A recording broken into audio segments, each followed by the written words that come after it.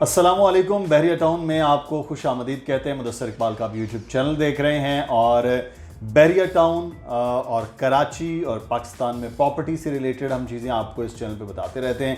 आज बहुत सारे लोगों का सवाल भी आपके आ रहे हैं, कंसर्न भी हैं कि ये जो टैक्स लगा है इससे क्या फ़र्क पड़ेगा और इससे क्या मार्केट को कोई असरात होंगे, और जो ख़रीदारी करने वाले लोग हैं उनके लिए क्या कोई मुश्किलात आने जा रही हैं अगले आने वाले दिनों में। तो ये कुछ सवाल हैं, जितना वो जो एक खौफ सा बन रहा है वो उस तरह नहीं है। ये क्लैरिटी उसी तरह से जैसे कि माजी में भी चीज़ें चल रही थी, उस पर हम बात कर लेते हैं। हमारे साथ अली रज़ा मौजूद हैं। अली, बहुत शुक्रिया, आपके वक्त का बजट आया है तो मेरा ख्याल हम शायद थोड़ा सा लेट हो गए। लोगों का कंसर्न और सवालात बड़े थे, या मैं बजट ट्रांसमिशन में ज़्यादा मसरूफ़ था तो इसलिए भी। तो सबसे पहले तो ये बजट से लोगों में खौफ, और वो आपको होता है खौफ बेचना जो है वो बड़ा, लोग खौफ जो बेच रहे हैं सोशल मीडिया पर या मीडिया पर, तो वो लोग बाय भी कर रहे हैं। क्या वाकई इस वक्त जो है वो कुछ जो टैक्सेस बढ़ा दिए गए हैं, टैक्सेस लगा दिए गए हैं, उससे कुछ प्रॉब्लम होगा? शुक्रिया मुदस्सिर भाई। बिल्कुल, जो बजट आया है तो उसमें ये है कि कुछ चीज़ें नए टैक्सेस इम्पोज किए गए हैं जिसका अभी इतना आम नहीं हुआ, लेकिन हाँ टीवी वगैरह पर हो चुके हैं, तमाम चीज़ें डिस्कस भी हो रही हैं। लेकिन प्रॉपर्टी पर नए टैक्सेस लगाए गए हैं और इन टैक्सेस का ताल्लुक मार्केट से प्योरली है। ऐसा नहीं है कि जो इन्वेस्टर है, एंड यूज़र है, वो इस चीज़ से लाइल्म हो। उनको आज नहीं, कल नहीं तो परसों पता चलना ही है कि उनको इस रकम के साथ इतना अजाफी टैक्स देना पड़ेगा, और जो कि इस मार्केट को बेसिकली मार्केट डिपेंडेंट होती है टैक्सेस पर और तमाम चीज़ों पर, और ख़ुसूसन रियल स्टेट एंड कंस्ट्रक्शन तो प्योरली यही काम होता है। अब जो अपडेट है रियल स्टेट में जो नए टैक्सेस लगे हैं जो कि 30 जून से लागू हो जाएंगे, उनमें आसान अल्फाज में बता देते हैं कि अगर आपका प्लॉट, अगर आप फाइलर हैं, आप पहले 1% टैक्स दिया करते थे और अब देंगे आप 2% टैक्स। ये 2% पहले वो लोग दिया करते थे जो नॉन फाइलर थे, जो टैक्स पेयर नहीं होते थे FBR में, और जो नॉन फाइलर हैं उन पर असल में जो बम गिरा है वो नॉन फाइलर पर गिरा है। वो देते थे 2% टैक्स। यानी अगर आपने, आसान अल्फाज में समझा देता हूँ कि 17 लाख का प्लॉट ख़रीदा तो आप नॉन फाइलर हैं, आप टैक्स देते 28,000 रुपये, क्योंकि 14,000 रुपये फाइलर का था तो डबल करके 28 है। अब आप देंगे 5% टैक्स। यानी नॉन फाइलर 125 का प्लॉट लेगा तो उसको तकरीबन 70,000 रुपये टैक्स देना पड़ेगा। और अगर आप इसी तरह ये विलास की तरफ जाएंगे तो ये जो रकम है वो और बढ़ जाएगी। तो इसका इम्पैक्ट मार्केट पर है, लेकिन ये चीज़ें चलती रहती हैं। ऐसा नहीं होता कि टैक्सेस लगाकर मार्केट ख़त्म हो जाए, चीज़ें चलती हैं, हल्की फुल्की 19-20 हो सकती हैं। एक चीज़ थोड़ी सी क्लैरिटी में, इसका मतलब ये है कि जो गवर्नमेंट टैक्स लगा रही है उसकी वजह से उस प्लॉट को ट्रांसफ़र करते हुए आपको चीज़ें देनी होंगी, अदरवाइज प्लॉट में जो मार्केट में वो उस तरह फ्लक्चुएशन नहीं हुई है कि 50 लाख का प्लॉट है तो बजट के बाद वो 60 लाख का हो गया, वो वैसे ही है। नहीं, बिल्कुल ऐसा ही है। यानी अब देखें, मिसाल है, अली ब्लॉक में 70 लाख का एक प्लॉट है तो वो 70 का ही है। जो टैक्स 28,000 था या 14,000 था वो 28 या 70 पर पहुंच गया। तो इस पूरी जो बजट के मामलात हैं उस पर सिर्फ टैक्स असरअंदाज़ है। अलबत्ता जो कीमतें हैं वो मुल्की हालात की वजह से हैं, और कीमतें डाउन नहीं हैं, रुकी हुई हैं। यानी आप ये समझिए कि बायर कुछ कम है, ना अप हो रही है ना डाउन हो रही है। बिल्कुल ऐसा ही स्टेबिलिटी, और ये स्टेबिलिटी इसीलिए रहती है कि ऐसा नहीं है कि अली ब्लॉक या 15-14 की बात करूं कि वो मौके पर मौजूद ही नहीं है। भाई वहाँ पर घर बन चुके हैं, और जब घर बने हैं तो वहाँ पर उसकी कीमतें कैसे डाउन है। मतलब आप ये देख लें, इकबाल विला की कीमतें कम है, कायद विला की क्या कीमतें कम है, क्या बहरिया अपार्टमेंट्स आज भी वो 90 लाख पे है, आज भी 85 लाख पे है। अब वो तमाम लोग जो ये कहते हैं हमें कॉल करके या कमेंट में, या जो हमारे बड़े अजीज़ कस्टमर हैं कि जी कीमतें तो बहुत डाउन है, भाई ऐसा कुछ भी नहीं है। अगर ऐसा है तो फिर तो तमाम दुनिया ही बायर बन गई ना, लेकिन ऐसा नहीं है। जो भी चीज़ें हैं वो पैरेलल चल रही हैं, लेकिन इन प्रॉपर्टी की प्राइसेस अपनी जगह कायम है, बल्कि कदरे बेहतर ही सूरत में होती रहती हैं। अली, ये तो टैक्सेस का मामला हो गया ना कि आपने जो बात की है, लेकिन एक और चीज़ है कि कंस्ट्रक्शन कॉस्ट बढ़ गई है। देखें, सीमेंट और जो स्टील है वो, और बाकी जितना भी मटेरियल इस्तेमाल होता है वो सारी की कॉस्ट बढ़ गई है। अब जब ये कॉस्ट बढ़ गई है तो जब कंस्ट्रक्शन हम कर रहे हैं उसकी कॉस्ट बढ़ गई, प्राइवेट जो बिल्डर्स हम लोग जितने भी हमारे प्रोजेक्ट्स हैं वो हम सेल कर रहे हैं 1 2 3 बेड्स के, और शॉप्स हैं, ऑफिसेज हैं, वो सारी चीज़ें जब वो भी फिर बढ़ेंगी तो जब रेट पहले मिसाल के तौर पे 8,000 10,000 12,000 जो भी चल रहा है वो ऑटोमेटिकली वो बढ़ेगा। तो जब वो बढ़ेगा तो क्या बाहर आएगा, तो यहाँ तो फिर मार्केट उठेगी। देखिए बड़ा वैलिड सवाल है आपका।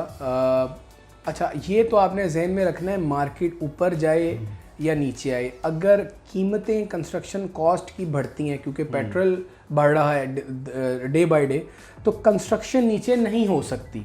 360 रुपये सीमेंट की बोरी पर एक एब्रुप्टली चेंज आया है। सरिया 2,15,000 का हो गया टन। जनवरी में 1,15,000 था जी, ऐसा ही है। और आज देख लें एक साल और एक साल में 1 लाख बढ़ा है। ठीक है, और इसमें अब आप ये देखें कि जब कंस्ट्रक्शन कॉस्ट बढ़ेगी, अब अली मुदस्सिर भाई हम या बाकी हमारी टीम मेंबर हम एक घर बनाते हैं 125 का, तो आज अगर हमें कॉस्ट 150 कर रहा है तो मैं 150 में सेल नहीं कर सकता, क्योंकि डे बाय, अभी आप देखिए जब मैंने स्टार्ट किया था तो मेरे माइंड में था ये 145 में बनेगा, लेकिन आज वो 150 पे बन रहा है। तो ऑब्वियसली मैं 150 वाली चीज़ को 170 पे बेचना चाहूँगा, 165 पे बेचना चाहूँगा। इसी तरह प्रोजेक्ट हों, शॉप्स हों, अपार्टमेंट्स हों, इनकी प्राइसेस भी रिव्यू हैं।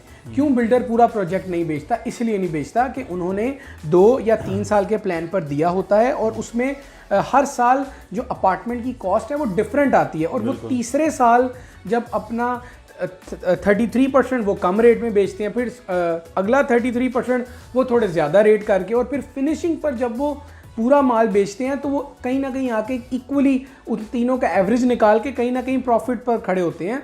इसकी वजह ही ये होती है। और अब तो चूँकि इस वजह के साथ साथ पेट्रोल की कीमतें बढ़ रही हैं, कंस्ट्रक्शन कॉस्ट बढ़ रही है, जिसकी वजह से आने वाले अपार्टमेंट्स हों, शॉप्स हों, दुकानें हों या घर हों, ये सब अब महंगे सेल होंगे।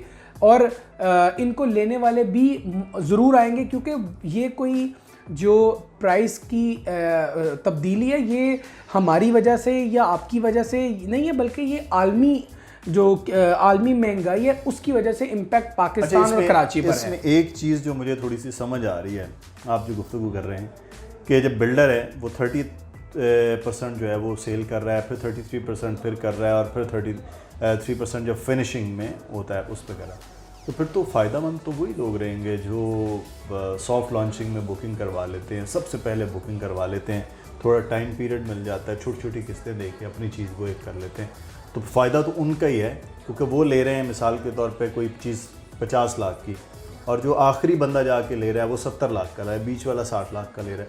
तो फिर आज अगर 215 पे स्टील चल रहा है और 1,000 की बोरी है, तो फिर आज बुक करवाना चाहिए, फिर इसका मतलब बिल्कुल ऐसा ही है। और इसीलिए कहा जाता है कि soft launching pre launch rates पर आप बुकिंग करवाएं। और देखिए आप अब दो तरह के लोग हैं, सिर्फ 2 तरह के।